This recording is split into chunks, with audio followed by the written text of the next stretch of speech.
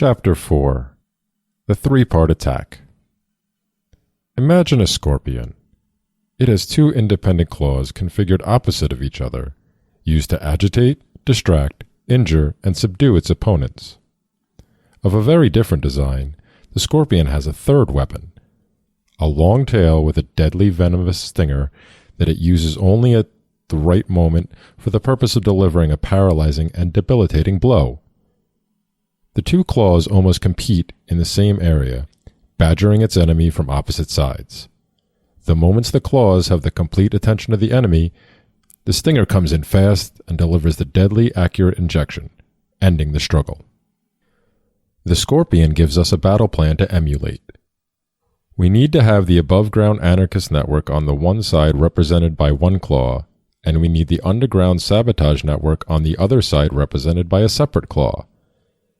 Then, seemingly unrelated to either, is the stinger with its irregular warfare, always present, patiently waiting for the right moment to strike a selective blow.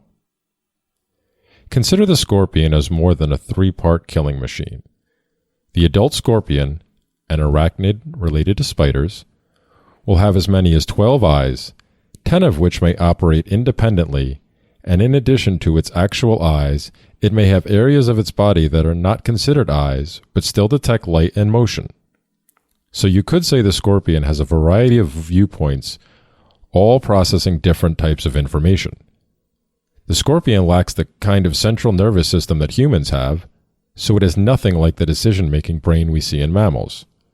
Rather, it has a series of nerve bundles attached to specific muscles and organs, sending multiple impulses independent of the other muscles and organs.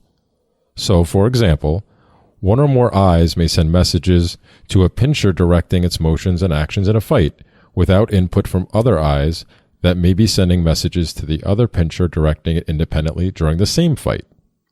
This direct connection between its pinchers and its eyes can communicate messages much faster than in mammals, where all messages have to travel to the brain for decision-making and central planning of all actions. In a very real sense, the scorpion possesses a decentralized and even to a certain extent, a distributed decision-making system, making it far more of an effective fighter than a mammal of equal size limited by central planning. Considering the example of the scorpion, it is my intent in this writing to bring together lessons learned from 150 years of anarchist writings, established military strategy, and balanced wisdom in order to guide a very disjointed, disorganized, and confused movement to become a more focused cause for freedom. It has been said, "When I was a child, I thought as a child, I spoke as a child, and I acted like a child." But a time came in my life when I was no longer a child, and it became prudent for me to put away childish things. That old saying is not a condemnation of childhood, it is an admonition to be the grown-up that we are. The wise remember the foolishness of their childhood and grow from it. At some point, key anarchists will see the need for their movement to mature and put away childish behavior. They will understand that they must stop continuously embracing stunts formulated by children vying for attention. When that time comes, an operational field manual such as this one will come in handy. That's not to say this manual is perfect nor exhaustive. It is simply a step towards leaving behind childish thinking and childish beliefs, and embracing the hard, honest facts of adulthood. Santa Claus, or insert your favorite great man here, will not magically appear to bring you gifts like secession, a night watchman government, a gold standard with full banking reserve, or a miraculous redistribution of wealth for all the happy workers of the world. Fantasies and dreams of sugar plums, no matter how carefully formed, will not set you free from the deeply evil men who profit from the state. Waving signs that say, "End the Fed," will not somehow inspire the men to whom governments of the world owe some $57 trillion to suddenly play fair. The men who control and profit from the current system will not one day realize the people of the world don't want to be their slaves and just close up their banking cartels and slip off into the good night on their yachts. The hard reality is, as history has displayed for us far too often, those with power will murder on an unimaginable scale to maintain and expand their monopoly of power. Now that those powers that be control nuclear arsenals and have proven the propensity to use them on civilian populations, It is childish beyond belief to expect humans will ever achieve freedom while those men of power live. When you add into the equation the fact that these powerful men possess underground bunker systems, including long-term seed storage, and they have openly published their desire to control or drastically reduce the human population, why would any clear-thinking adult entertain the notion that simply winning an election, or drafting a new constitution, or passing a law, or repealing a law, or demanding governments behave will stop these monsters or the beasts they serve? And it is nothing but sheer cowardice to accept some slight pacification of one kind or another while passing the slavery on to your children and grandchildren. In fact, the over 250 million humans murdered by their own governments during the last century, that number does not include wars, could not have happened had our grandfathers and their grandfathers stood up and killed the state rather than what they did, which was to take the same path used today by the current liberty movement and all those who attempt to make the state kinder, gentler, and more palatable to the masses. I stated earlier that I respect pacifists, and I stand by that. However, I don't agree with their philosophy. I do recognize that there exists a consistency in the philosophy of many pacifists. For example, Jainism and a very few Christians seem very consistent. But in most pacifists that I have encountered, there are glaring inconsistencies. Unfortunately, pacifism of the glaringly inconsistent type has deeply influenced many of the more famous liberty personalities. Of all people, students of libertarianism should understand the relationship between rights and responsibilities. For example, I have a right to my property, including my life, so long as I respect the same right of property in others. However, if I fail to respect the property rights of another person, I relinquish the equal right of my property. Libertarians usually understand this and recognize it as the basis of the morality of self-defense. So if someone attempts to murder me, thereby attempting to destroy the property of my life, I can rightfully destroy the property of their life because they relinquished their right of that property when they attempted aggression upon me. Again, most people understand this naturally, even if they never thought out its philosophical basis. Where many people have fallen down is in their own responsibility to maintain their rights, and I believe this is where many libertarians have become confused by their exposure to inconsistent pacifists. The libertarians I am referring to here theoretically agree that self-defense is morally acceptable, and most do not call themselves pacifists. But they fail to arm themselves in any real manner, and if they were forced to defend themselves, they would have no idea how to do so. What they fail to realize is that there exists an inherent responsibility to self-defense that works hand in hand with their right of property.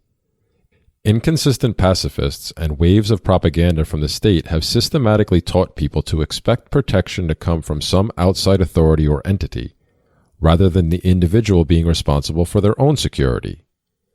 This is what I was referring to when I said that, had our forefathers responded correctly to the advance of the state, the 20th century would not have been a century marked by constant war and genocide. That does not excuse those acting on behalf of the state in the murders of hundreds of millions of people. It only means that there was a responsibility to stop the state, and our forefathers failed in their duty to protect us, their posterity. We now hold that responsibility. If we fail to take the actions that are required to protect ourselves, our property, and our posterity, that doesn't justify state actors who steal and murder, but it does place shame on our heads for the generations to come who we have failed to protect. Having established these uncomfortable facts, the grown-up anarchist is no longer left with the option to play nice and hope for the best. And yet, true anarchism is and must be a philosophy of peace. This seemingly contradictory position has but one solution. Since the zero aggression principle allows for violence in the pursuit of self-defense, those who are suited for such action must train and prepare for selective ethics-based decapitation of the beast. Those acting on behalf of their state masters who actively murder, rape, rob, and extort have relinquished their right of property in proportion to the amount they have aggressed, and those of us with the knowledge and the skill have a responsibility to do something about it. To say it more clearly, riflemen must have a place at our table, but their actions must be principled, patient, and carefully directed. Immature stunts are not becoming of men of action. A true warrior will not be found parading about, boasting of his prowess, waving flags and pronouncing lines in the sand, while demanding marches on Washington or occupying some park bench or ranger station. The real warrior knows that fortifying sandcastles while playing army games in the forest are as childish as chalking sidewalks, yelling through megaphones, and whining about conspiracies. So if the riflemen expect to take their place at the table with the adults, they need to grow up and begin earning that place. They need to stop following self-glorifying leaders who entice them into open confrontations with the authorities.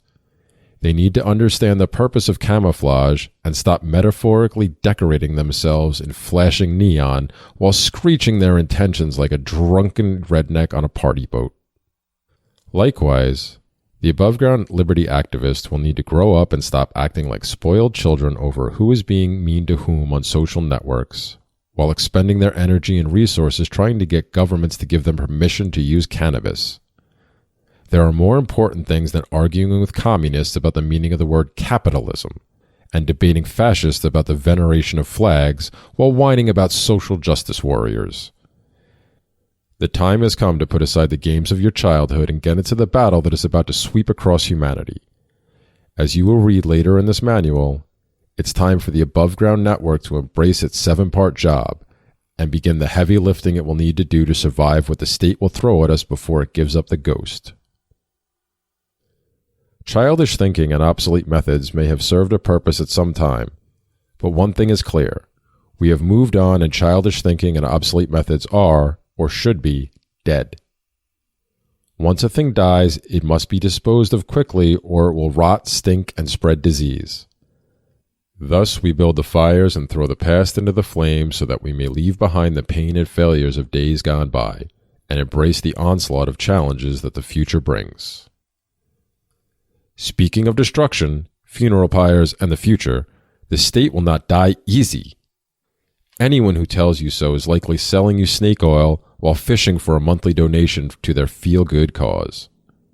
The state will thrash about, wail, and strike out at anything it can reach before it dies. It will eat its own children and burn its own house before it accepts its demise. Make no mistake, the death of the beast will be an ugly sight to behold.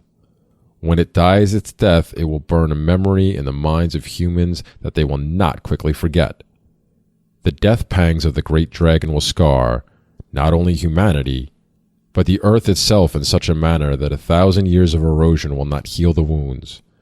And the longer we put off this fight, the more powerful the beast becomes, and the more devastating those wounds will be. Chapter 4, Section 1. Above-ground activists. The peaceful above-ground activists are now, have been, and must always be the backbone of our cause. They are our public voice and our public image. They range in description from the quiet elderly lady who has supported peace and freedom for years in her own humble way, to the college professor who will likely never reach a level of real influence in the university system due to his dedication to truth and freedom. The podcaster faithfully sharing his voice with any who will listen, and the brave freedom fighter who uses every opportunity to film the police or any other authoritarians as they beat down the innocent.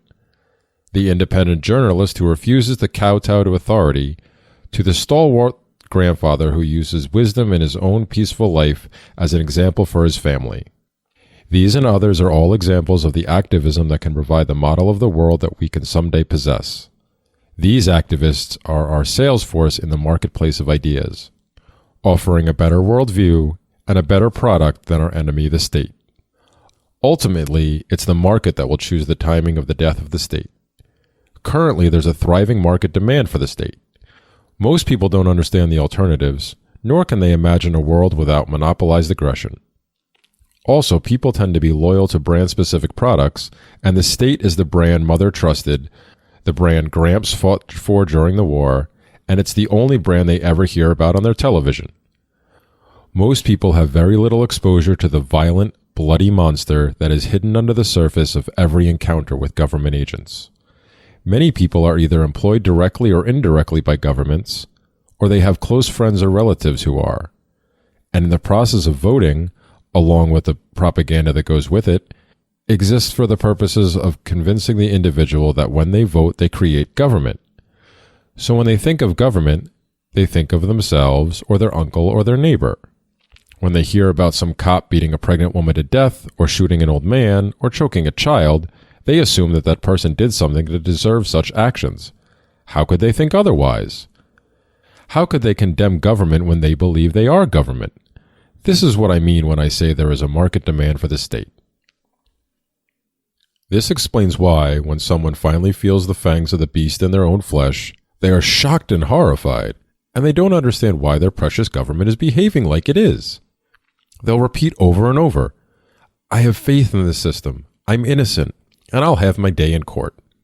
They'll chant their mantra, trying to change reality through their faith, or they'll insist that it's just this court, this bureaucrat, this agency, this city, this police chief that's the problem, and if we could just let someone in government know about this mix-up, then government would fix this problem. This explains why an otherwise rational mother would intentionally call the police to help with her out-of-control child. Most of the time, these sad people will maintain their faith in this myth right up to the point that the obedient government servant ends the life of their innocent child. This sad process is very much like what happens when a powerful predator grabs a small, weak animal, and the animal goes limp and seems to faint. It's our job to wake them up and encourage them to bite back. The state, for some 600 generations, has taught humans to act like a herd rather than individuals. We see the predator grab one of us, and rather than brave men and women instantly falling upon the predator, beating him senseless, we pull back and bleat or run away. We close our curtains. We change lanes. We blame the victim. But there are some that are slowly remembering who we are. There are those among us who are remembering that we are not a herd to be sheared or eaten. We are individuals capable of empathy for our fellow humans, and we are beginning to stand up to the predators.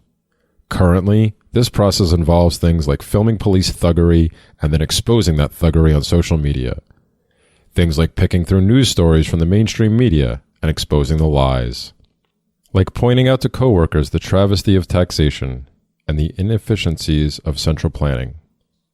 Like speaking out against wars and the criminals who run the military-industrial complex. Simply teaching others about the invisible tax called inflation and how fractional reserve central banking is a scam. Parents raising unregistered, unschooled children who understand the trivium and can explain Diocletian's problem reaction solution. Also parents working with other parents in support of their efforts. These people are springing up around the world. They are the above-ground network of activists, and they are no longer allowing themselves to be herded. Instead, they are making themselves heard. The above-ground activists predict the failures of the state, advertise the lies and failings of the state, and guide those who wish to learn about a greater understanding of peace, liberty, and a free life. But wait, doesn't that mean they're evangelists? Not at all.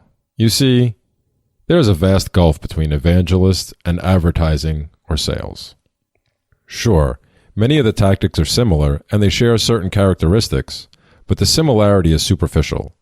First, there is always a level of fanaticism involved in evangelism. High emotions mixed with a dynamic personality, topped off with just a shot of over-the-top showmanship, and you have an evangelist. Your typical evangelist can sing a good song, tap out a spiffy dance, but rarely is founded in consistent principles, logic, and reason. They almost always know the basic talking points, but they have almost never delved deeper than the surface on any doctrine. They seek the big emotional conversion, shouting from the stage with the flash of fame and the passing of the collection plate. They swoop their congregation off its feet and impart a miracle of the emotions that will hopefully last until the next performance and the next passing of the collection plate. These people should be avoided, no matter how they make you feel. The second problem, in regards to the evangelist, is his tendency to be a proselytizer. He tends not to be satisfied by simply helping those who are looking for directions, but he seems to want to rush onto the highways of life and stop traffic so he can tell everyone the way to get to the locations he thinks they should be heading towards. Typically, the evangelist's flamboyance and showmanship are only overshadowed by his incredible assumptions of self-importance. He doesn't just want to sell his goods, he wants everyone to want him. His primary product is himself, and his message is secondary at best, although usually the message comes in a distant third in importance after his stage performance. Again, we don't need these people. They are cheerleaders, have little understanding of, and no effect on the actual game. One may ask, if we don't emphasize evangelical recruiting, how will our numbers ever grow to the point that we can have a real impact? This question typically assumes two fallacies. The first and worst being the fallacy that we need a majority or we need vast numbers to win. We don't. Democracy be damned. We will never have a majority. We shouldn't care about a majority, and we don't need a majority. Market thinking isn't about majorities. Let the collectivist worry about majorities. We only need a better product, and we already have that. The second fallacy is the assumption that it's our job to recruit anarchists. It is not our job to recruit anarchists. Humans are born anarchists. It's our true nature. Tricks fool people into believing in the state, and as long as those people are comfortable in their pods clicking the feed bar, you will never be able to truly convert them to freedom. And again, we don't need to. The failings of the state do a far better job of waking up the anarchist spirit in people than any 2-bit soapbox YouTube preacher ever has or ever could. Selling a product to those who are looking for that very product is vastly easier and more rewarding than evangelism. We're talking about the difference between religious fanaticism and market demand. The word evangelist comes from the word angel and literally means divinely sent messenger. Again, we don't need them. Speaking of divinely sent messengers, the hard truth is that we don't need any beloved elderly leader and former politician from Texas selling us more politics as a path to freedom any more than we need a great philosopher from Canada to enlighten us and indoctrinate us into his internet hate your mother cult. Politicians and cult leaders of any kind are worse than the cheerleading evangelists. If your version of liberty depends on a weekly message from any great man, then you are doing it wrong and this book is not aimed at you. The state is the great recruiter of anarchists. Having an intellectually stimulating conversation with your fellow polo players at the country club on a Sunday afternoon, or the internet version of that scenario played out on social media, may create a theoretical anarchist. My experience has consistently shown that these theoretical anarchists get a big thrill out of changing their online profile to include an anarchist flag and adding some phrase to their header that includes the word voluntarism or agorism. But the moment there's a boots-on-the-ground test of these theoretical anarchists, they'll start to puke status blather like beer spewing from a freshman on frat pledge night. The reason for this phenomenon is complex and unnecessary to evaluate here. For the purpose of this manual, all we need to keep in mind is that the state does the job that rhetorical hoop jumping simply can't accomplish. Telling a person about the boot of the state may stimulate them intellectually, but when an officer friendly actually drags their child out of a car and beats him half to death, the change of heart is real and permanent. Our job is to guide that change of heart and encourage others to be empathetic. The state is its own worst enemy. It will kill itself.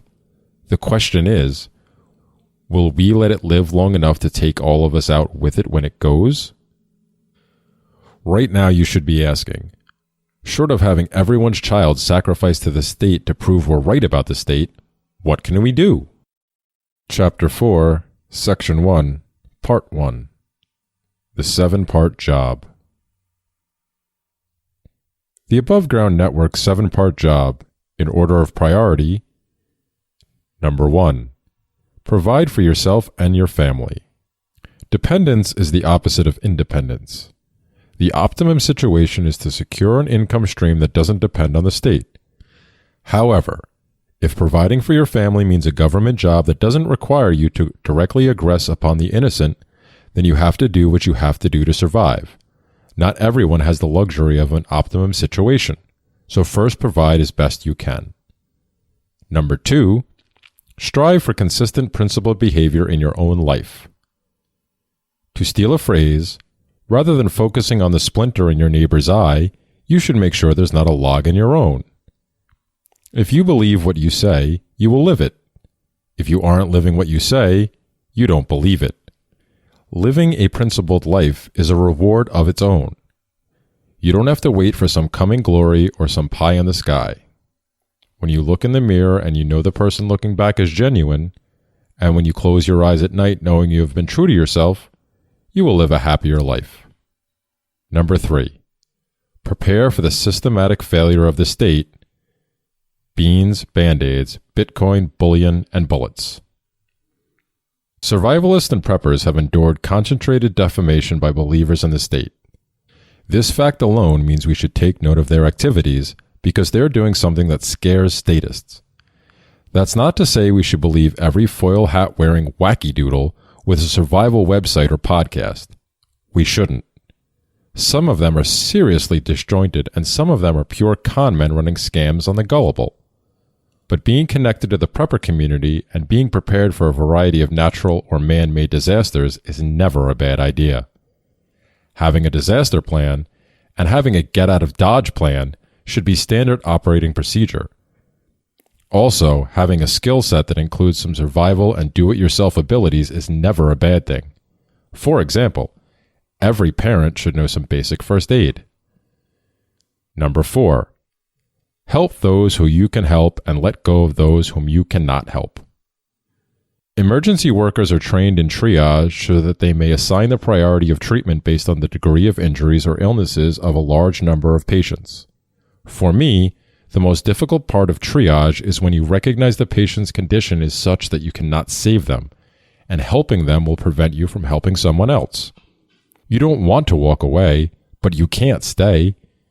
Some simply cannot be saved.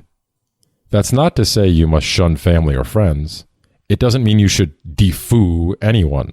It means you must come to grips with the fact that some will never leave the mental comfort of slavery. They will cling to their chains to their last breath. Accept it and move on with your life. It's not your job to force slaves into freedom. Number 5, expose the evil and lies of the state as you speak the truth in the face of power. One of the hardest things a person can do is stand on the truth when the world around you is swimming in lies. One of the bravest things a person can do is speak truth in the face of power. Some state this phrase as, speak truth to power. But as others have shown, that statement is flawed as it indicates that we should seek to change the minds of those in political power by influencing them with our words. We should not. Attempting to influence those who hold political power to do our will morally places us in the same category as every other person who uses the political means to achieve their goals. Speaking truth in the face of power indicates that we are speaking in spite of the threat we face. We are not speaking to power, we are speaking truth to posterity, and the powers be damned. Number 6, publicly disassociate yourself from the underground, denouncing all acts of aggression. This requires a delicate balance. There are times when we can carefully take a lesson from our enemy.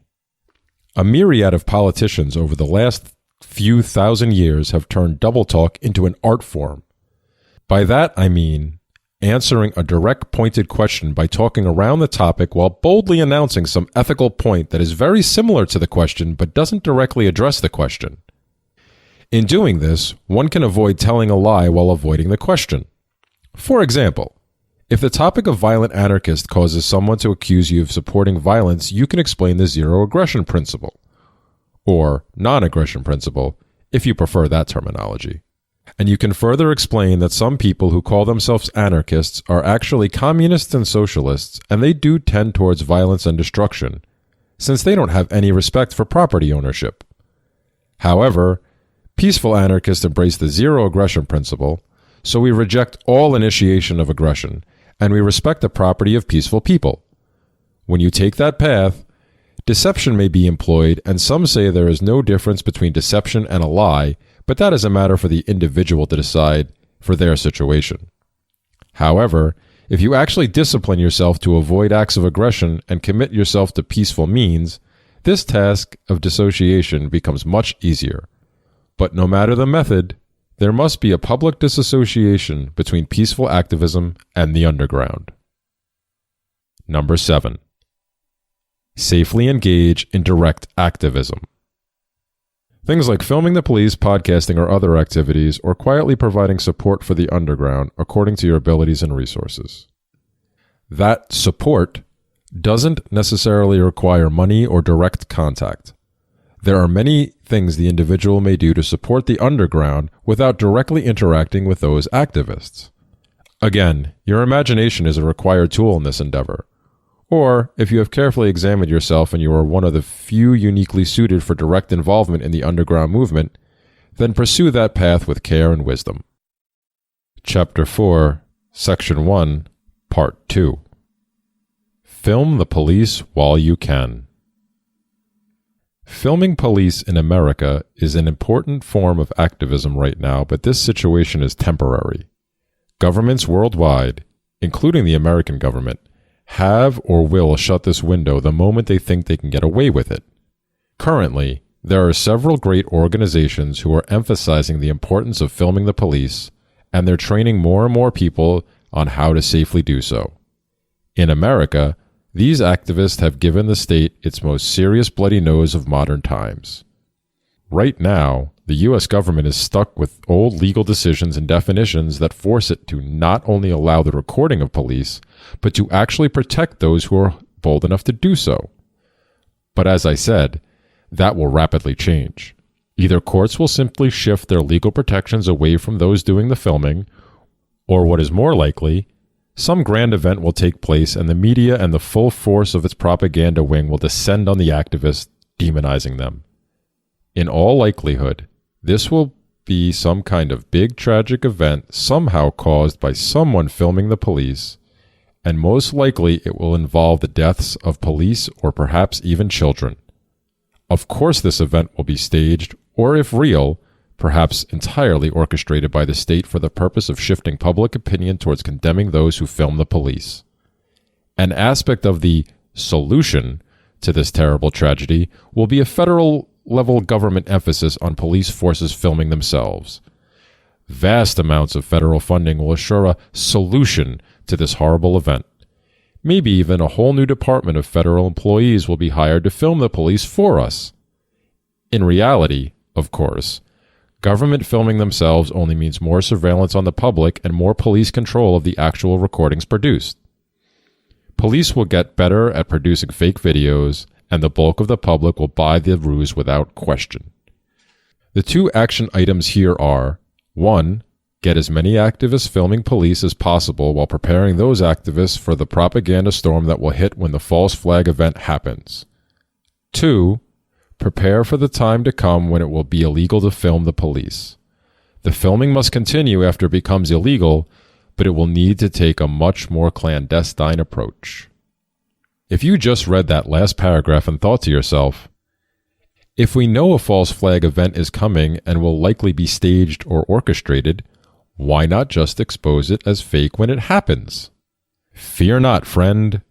There is already an army of activists waiting with bated breath for each new false flag event, so that they can be the one exposing its fraud. We are well represented in that field of battle. For more information, just do an internet search for the phrase crisis actor.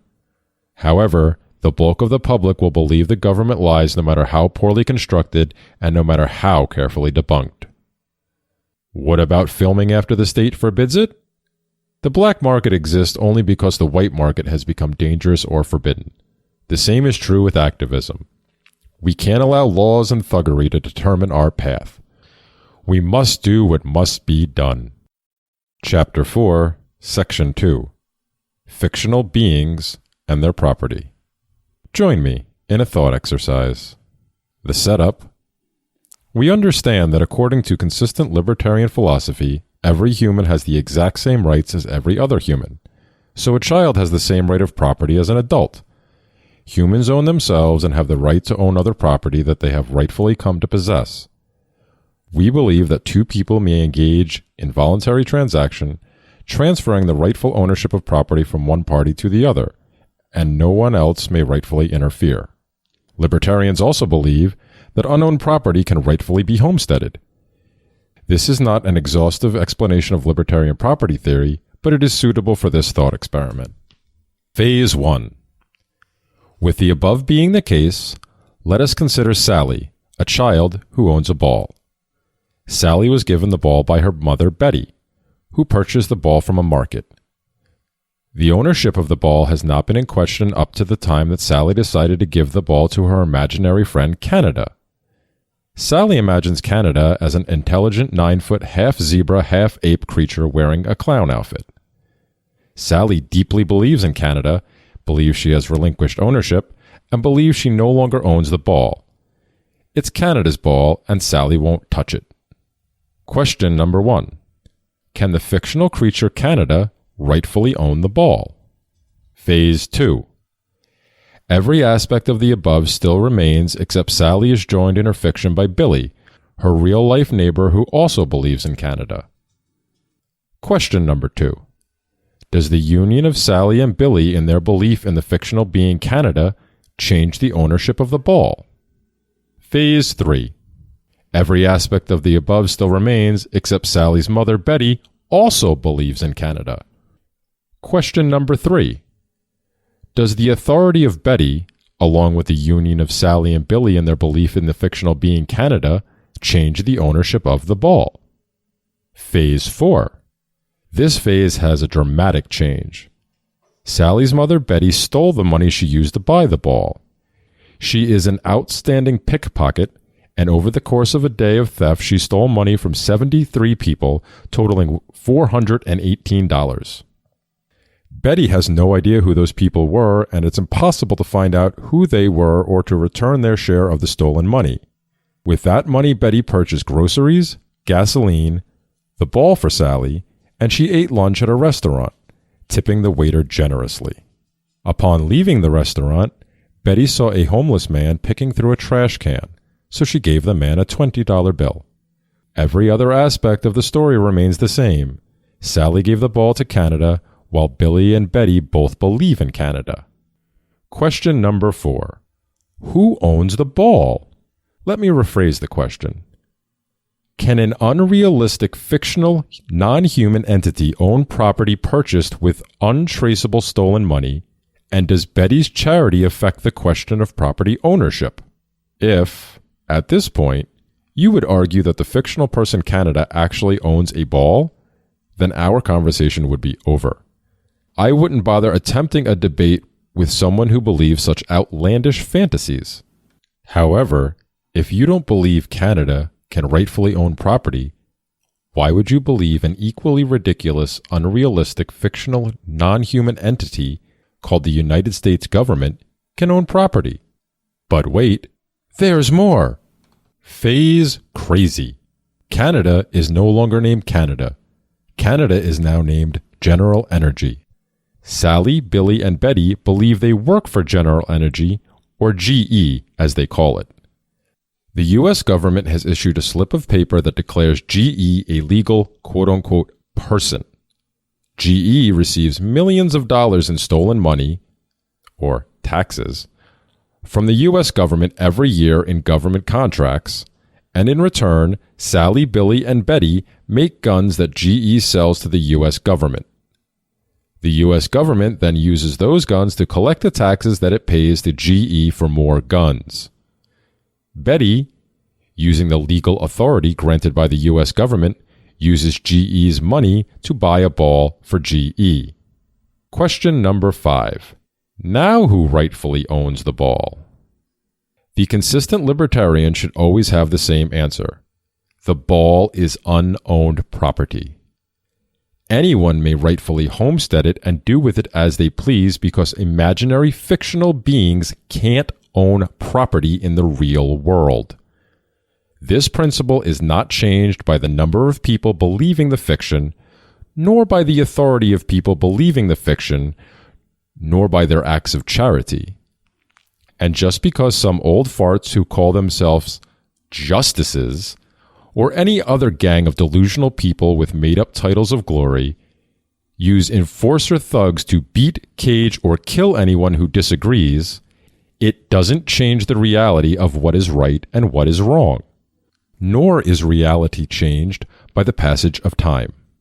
So just because your father and his father before him believed in a 9-foot-tall, half-zebra, half-ape named Canada, that doesn't make it so.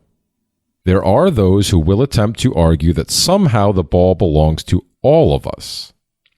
These people believe in quote-unquote public property. They will use convoluted collectivist property rights theories to show that since we are all robbed, then we all have ownership in the ball. To make this argument, you must abandon libertarian principles and, largely, logic itself. You have to create an imaginary world where you can theoretically own something without ever having seen it, touched it, or possibly even been aware of its existence.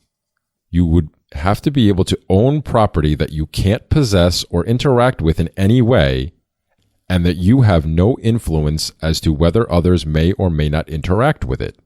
So then the question becomes, can you own a ball that you don't know exists and that someone else can play with or destroy at their will while you have no say in its destiny? If you believe so, I wonder, do you also have a special friend named Canada? At this point, I should address the property of corporations that are not in crony or codependent relationship with governments. Let us say that an old man and an old woman have a little shoe sales/repair shop and have been running this humble business for years. Lately, the neighborhood has changed, property values have skyrocketed, and their little niche business is expanding daily. They have to hire employees, expand their shop, and have added a little tea shop in the building next door. For years, they have been running their business as a simple, quote-unquote, DBA. But now their accountant advises them that their business is at great risk if they don't form a corporation to protect it. Their actions to protect their business are morally very different from the actions of a corporation that is dependent upon their relationship with government. If there is or if there is not a magic paper distinguishing the difference between the mom and pop shoe store and some corporations that is the exclusive shoe supplier to the prison industrial complex, there is still a moral difference. The old man and the old woman are reacting to the threat of theft by government or government-assisted entities, whereas the other corporation is facilitating and profiting from that theft. Every moral anarchist should understand this difference in the same way that we understand that it is immoral to rob people to pay for roads, but it is not immoral to use that road once it is built. The difference being active robbery and a reaction to a robbery after the fact. To blame a victim for their reaction to a crime is shifting the responsibility away from the criminal and onto the victim. If I have done my job here, then we can agree that property in the possession of fictional beings is rightfully unowned, in spite of the fact that there are people willing to kill on command for that fictional being. So rightfully, all state property, remember the definition of the state, including the property of governments, their crony churches, their crony corporations, the banking cartels, the mainstream media, all of it is unowned and rightfully open for homesteading. Once homesteaded, the new owner may rightfully do with it as he or she pleases, so long as he or she doesn't initiate aggression on the rightfully owned property of another real person. An example could be a window of a government vehicle. I could homestead it and immediately decide I wanted to break it. Rightfully, I could do so without violating libertarian property rights or without violating the zero aggression principle. However, the odds are the window is protected by a violent nutjob that believes in Canada and will shoot me down like a rabid dog, given the opportunity. Yes, he would be the aggressor, and yes, I could rightfully protect myself. But remember, wisdom provides the balance between what I can rightfully do and what I should do. Most freedom-loving activists should not engage in violence in support of liberty, even justifiable violence. Most people are not very well endowed to deal with physical and mental challenges and the responsibilities that come with violence. However, the wise activist who is naturally suited for violence but is still dedicated to the zero aggression principle has a choice of the types of activism to be engaged in. Simple sabotage is such a wide field of activism that the Friend of Freedom can carefully and safely choose the level and type of simple sabotage that best suits their individual situation. On the other hand, ethics-based irregular warfare requires a high level of self-discipline coupled with a very special skill set. Not every gun owner, for example, or former military, in spite of what they may think, is suited for the challenges of the early stages of irregular warfare. Near the end of the life of the state, we may not have the luxury of choosing to be involved in war or not. But today, while we can plan, and the cities have not yet become glowing ashen craters, it is critical that the actions of the irregular warriors be wise, carefully planned, and be executed with extreme caution and secrecy. More specific details on ethics-based irregular warfare and simple sabotage can be found in Sedition, Subversion, and Sabotage Field Manual No. 1 in the section titled Ethics-Based Irregular Warfare and in the section titled Simple Sabotage.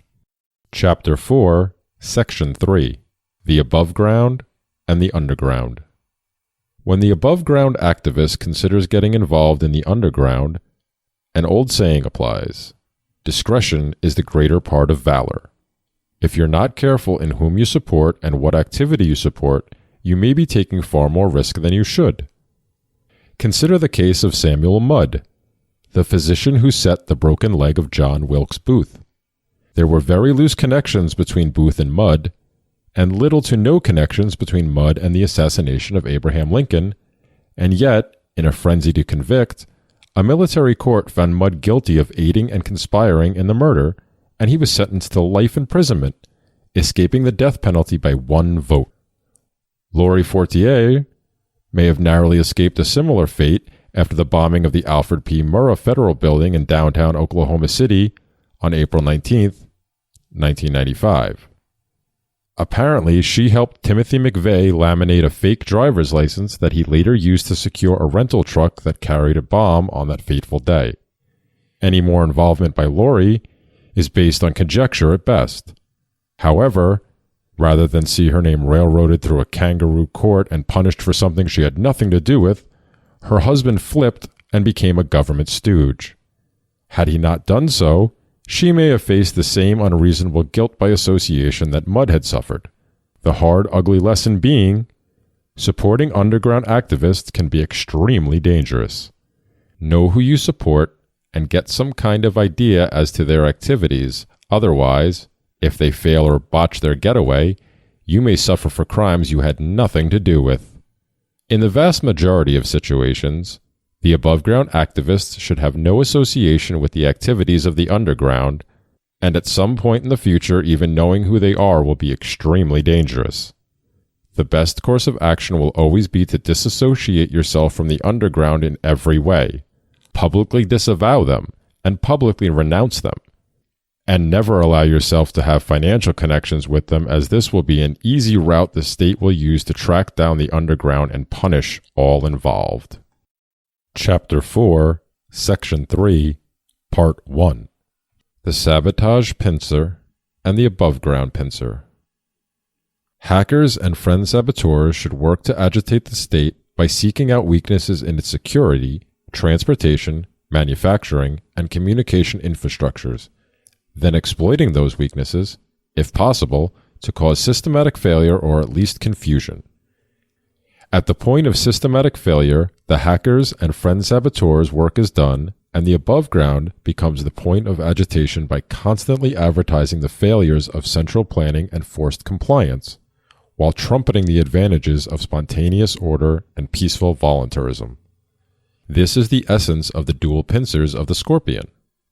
This type of agitation causes the state to overreact, and because of the nature of the state, that overreaction is always some kind of violent authoritarianism. As has been stated over and over, when you only have a hammer, every problem looks like a nail, And with the state, that means every problem becomes an opportunity for the state to pound someone. This violent overreaction by authoritarians presents the second opportunity for the above-ground activists to point out the evil nature of government and again advertise the advantages of spontaneous order and peaceful voluntarism. Therefore, if done correctly, every successful action of the hackers and friend saboteurs pays off twice for the above ground in opportunities to bring shame on those who still support the state and in offering a moral solution. This is the metaphor behind the term Lego distribution network. The idea being that as soon as the state is asleep, we slip in and spread Legos on the carpet. Then, in the middle of the night, when the state gets up to go to the bathroom, he will step on them. Hopefully he will stumble and fall down the stairs, but even if he doesn't fall, we will know that we are bringing him pain and aggravation. The above ground and the underground can also work separately to reveal as much information as possible about specific state supporters of aggression. This can involve public revelations of the inner workings of the so-called shadow governments, or double governments, described by Michael Glennon and discussed later in this manual. These public revelations can include information about how double governments work, how politicians are actually powerless and are simply a show for the public, and how foreign and domestic policies are created to control the masses, not to keep them safe. In addition to this critical work, the above ground and the underground can also work separately to reveal private and personal information about key figures in the double government so that the stinger of the scorpion can have the sufficient information that it needs to facilitate the decision-making process when a stinging strike is required. The above ground and the underground can be the eyes of the stinger. Of course, the obvious warning has to be inserted here. Whenever the state reacts to the above-described agitation, activists of all kinds should be as far out of reach of the state as possible. This is why invisibility and security are so critical to all components of the underground networks, and it's why the above ground must have no direct ties to the underground. Consider the case of journalist Barrett Brown, who boldly and bravely supported the hacker collective, Anonymous, while writing news releases about their exploits and helping to build a wiki to facilitate analysis of their hacktivism. Even though Barrett never did any hacking, when the U.S. government and its crony cohorts at Ch.4 suffered an embarrassing email leak in 2011, Barrett became a convenient whipping boy to be singled out and punished as an example for the rest of us. Journalists like Brown, and others who have suffered even worse for their profession, such as Michael Hastings and Gary Webb, walk a narrow tightrope balancing between their drive to expose the truth and the tendency to become part of the story, all the while standing in the open completely exposed to the slings and arrows of the state's fury. But for the rest of the above ground, the best defense against being punished for the actions of the underground is to have no discoverable connections to the underground, and, of course, a consistent public history of denouncing them won't hurt your case either. Chapter 4, Section 3, Part 2. The Stinger. Natural Law, Defense, and Aggression. I am intentionally being vague in this section of the manual in reference to ethics-based selective irregular warfare, as it is covered more completely and carefully in the section of this manual appropriately named Ethics-Based Selective Irregular Warfare. Among the reasons for being imprecise in this regard, in addition to the obvious reason of avoiding redundancies, is because at some point this manual may be physically divided into its 3 parts, and those who need to read this section will have no need of being associated with those who have a need to read that section. In other words, it may be important for some activists to physically possess a copy of this section of the manual that doesn't contain the other 2 sections. That said, by abandoning the trivium while embracing the Prussian education system, Western governments have systematically stymied the ability of many people to examine an ethical dilemma, break it down to its core questions, and develop a consistent logical solution. For that reason, a simple transitive equation such as the following can confuse some people. If A is greater than B and B is greater than C, then the equation A is greater than C can be assumed to be true without separate analysis. What one sees when interacting with many otherwise intelligent people is that they have, for example, adopted A is less than C as dogma for a variety of reasons, and can simply not re-examine their position despite the fact that they still agree that A is greater than B and B is greater than C. This is often the source of the problem we face when attempting to explain questions of ethics using grammar, logic, and rhetoric, while contradicting tradition and authority. Many otherwise intelligent people simply cannot wrap their minds around concepts that are contradictory to what they have been taught. To put that statement in beer gut terminology, no matter what your mama, your teachers, or some liberty great man told you, what I am about to lay on you is truth. So grab your socks before you get clipped in the neck. There are laws throughout nature waiting to be discovered on an as-needed basis. In and of themselves, they are neither good nor evil. Gravity, for example, is not good nor is it evil. It simply is. We wouldn't say that the man who falls to his death is a victim of evil gravity. That would be absurd. Yet, when we see something that seems to defy natural law, we quickly recognize that something is not quite right, and we tend to want to know why. We literally discover law through investigation and the resulting understanding of how things in nature work. This can be demonstrated by showing a simple sleight of hand trick to a human child or even some other animals. A well-known internet video shows an orangutan viewing a magic trick. The ape is both amazed and humored. The reason he shows such an interest in the trick is because he knows something has happened that seems to defy what he understands to be natural law, and his curiosity drives him to fascination with the phenomenon. All animals have a certain built-in understanding of their role in nature and in the limits of nature. The same goes for the behavior of any animal. The lioness is not evil for providing her cubs with the flesh of a gazelle.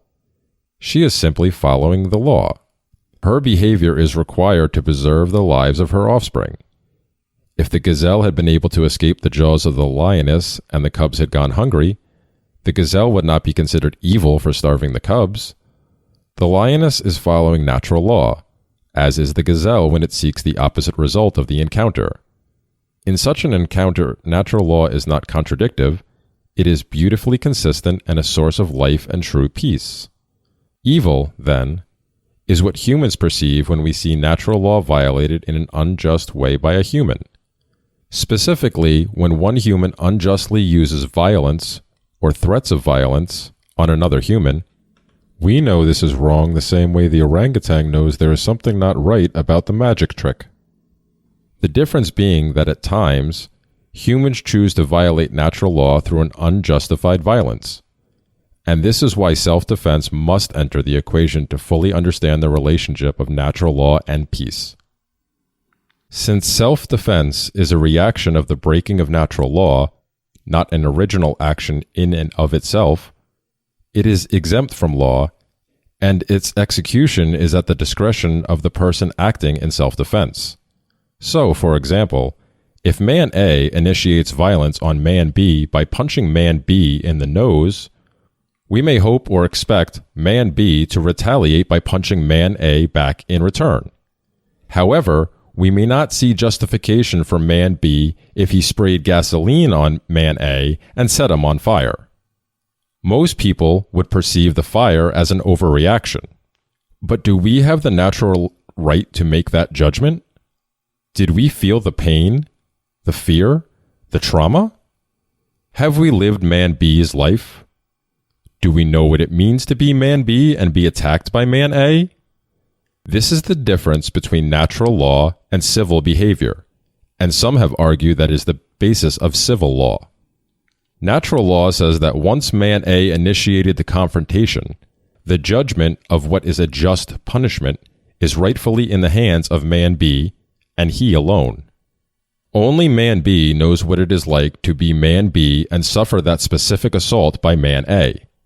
Where civil behavior enters the equation is in the fact that the rest of us may or may not want to live around someone who would burn a man to death over a punch in the nose. So we rightfully may exclude man B from association, but there is nothing in natural law that would condemn man B for his chosen form of retaliation. In the last 5,000 years or so, judgments in civil behavior gave rise to agreements, and eventually they became codes of acceptable civil behavior. Eventually, limits were placed both on self-defense and retaliation, and governments became the so-called authority of justice. In the case of Hammurabi's Code, for example, retaliation was unnaturally enforced by government at the arbitrary line of eye for eye, tooth for tooth, bone for bone, and as all government programs tend to do, agreements in civil behavior became incredibly intrusive laws enforced at the point of a spear, controlling everything from contract law to sexual forbiddances to wage and price controls, and government began dictating punishments that depended upon the social ranking and wealth of the offender and the victim.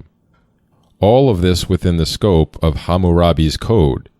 So what we see when we compare natural law with civil behavior is that natural law is never arbitrary, is fair, and always pushes us towards survival of our species, while civil behavior tends to be based on secondary observations by those who have no natural right to judge the matter, and tends to drift towards unfairness and intrusions based on social standing and wealth, where punishments are handed down from government officials. In other words, civil rules of behavior and second-party judgments must never supersede natural laws and primary party judgments. Otherwise, natural laws get replaced by government edicts, and even the original civil rules become null and void as tyranny replaces freedom, and justice becomes a commodity to be purchased at a government-set price. This leads us to consider self-defense and possibly discover an aspect of natural law. Remember, the aggressive man A and his violent attack on man B? Is it possible that man B's overreaction to the punch in the nose could have been avoided if he spotted the threat man A presented and acted in preemptive self-defense? If man B had recognized man A's intent to punch, and once there was no doubt the event was imminent, if man B had struck first, would man B not have been more evenly tempered to judge the follow-through retaliation against his attacker, having not been subjected to the disorientating effects of the nose punch? In other words, perhaps if man B had acted in preemptive self-defense, there would be no need for the naysayers to wag their fingers in civil judgment of his action, because he very likely never would have set man A on fire. In all likelihood, the event would have ended with man A being taught a quick lesson by way of a few bruises, and with man B avoiding humiliation, pain, and the judgment of his peers. Natural law drives the species toward survival, as both men come out better for the encounter. Thus, we see that preemptive violence can be an act of self-defense, and is consistent with natural law. If, on the other hand, man A simply can't learn this lesson, perhaps we are all better off without him in the gene pool. But that is not for us to judge. It is for his next victim to decide. This leads to our next step in discovering natural law in regards to self-defense. If you have knowledge that a man is stalking your child with the intent to harm her, you are following natural law when you interrupt the man's aggression before he harms your child. And if that man has a history of murdering innocent children, you are under no moral obligation to spare his life in the defense of your child before he has a chance to act. In a situation such as this, preemptive defense is not only wise, but within the natural law definition of ethical action. Many adherents to the zero aggression principle attempt to argue that we may not defend ourselves until after the physical aggression has been initiated by the attacker. This is illogical for several reasons. The first of which is that true defense, by its nature, involves the presentation to the potential attacker that the prospect that an attack will have a price, so that the attacker can choose to avoid the confrontation to begin with. Otherwise, we would be considered baiting the attacker if the attacker has the impression that he may have the first strike, quote-unquote, free. Remember, almost every dangerous or poisonous animal in nature has clear markings to warn its attackers. After all, in many situations, the attacker who has his first shot free often leaves the victim incapable of self-defense after that first strike. For example, I am about 6 feet tall and weigh about 240 pounds. Additionally, I have trained in personal combat, including the European martial art of pugilism. If I, or someone of comparable size and skill, were to get a totally free bare-knuckle first punch in a fight, the fight would likely be instantly over, no matter the size, strength, or training of the victim. That is clearly not a natural law situation that advances our species or promotes peace. So then, natural law provides for preemptive self-defense while remaining within the constraints of the zero aggression principle. Now consider the following. According to the FBI, in 2014, burglary losses in the U.S. topped out at about $3.5 billion. In that same year, according to the Institute for Justice, U.S. quote-unquote law enforcement stole $4.5 billion using asset forfeiture laws. Don't be confused by such a huge number by thinking that massive amounts of money was taken from big-time drug dealers, because that didn't happen. The median forfeiture in 2014 was less than $500. Now ask yourself how you would treat a known burglar. If half of all burglars wore distinctive uniforms with a clearly displayed badge indicating they are a burglar, how would you treat them? Would they be safe walking down your street? Would they be safe sitting in a clearly marked car in your neighborhood? Now consider that there were roughly 20,000 no-knock raids in the U.S. in 2014, and that number is rising every year. The largest crime gang in the world already wear uniforms, carry military-grade weapons, and steal more from peaceful people than all of their competitors combined, and that doesn't count what is stolen in taxes and through inflation. The above being the case, if we have clearly demonstrated that a specific institution is based on intimidation, violence, and theft, and if we have demonstrated that specific employees or representatives of that institution have a proven record of using intimidation, violence, and theft to advance that institution and themselves, and if we have demonstrated that said representatives of said institutions are both willing, capable, and, at some point in the future, likely to repeat such aggression upon ourselves, our loved ones, or other equally innocent victims, then we are not under obligation to wait until that specific aggressor strikes the first blow against us or our families. If both the institution and the representative of that institution are known to kill the innocent, we have no obligation to limit our use of force when defending ourselves and our family from that aggressor. Actually, much like the lioness above, it is our natural responsibility to preserve our family and remove threats before they can do harm. And, like the law of gravity, the natural law of self-defense cannot be logically described as evil. It simply is. Back to beer gut terminology, they are in our towns, they are in our neighborhoods, and they are daily entering our homes and having their way with our property and our loved ones. They don't think we can or will do a thing about it, but they are wrong. We can and we will stop them, but we must do it wisely. We cannot foolishly play into their hands through open confrontation.